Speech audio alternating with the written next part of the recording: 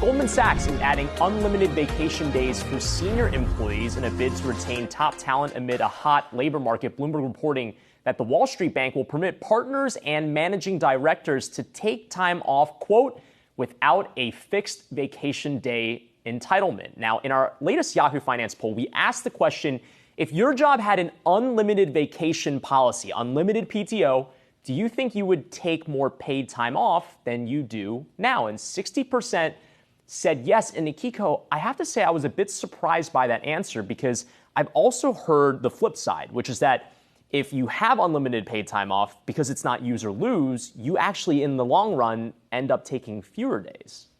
But more days than you take off now, I guess is the question, right? Right. And oftentimes, I know people who've worked at companies who offer unlimited vacation. What you hear often is that there's a bit of a guilt trip that kicks in. Stigma, absolutely. Right? And Goldman certainly, they last year had junior analysts who were coming out and saying they're working more than 100 hours a week. And obviously they're trying to retain talent. But in that same Bloomberg article you were just talking about, they sort of estimated, 15 days is what those employees will take off.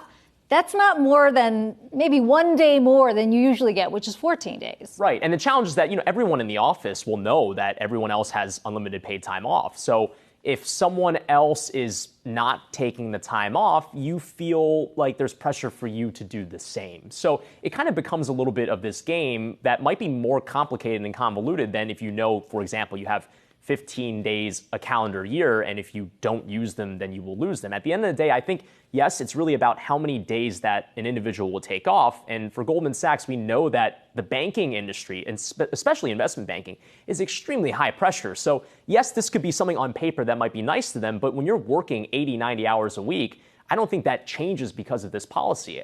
People will still be working very hard. And also the key is to be able to time your vacation right, so you're not sort of just saying, we'll see you later in the middle of a project, right? I mean, that's always the trick, is that you need to be able to complete your assignment, whatever that is, before you actually take off. And that's, easier said than done.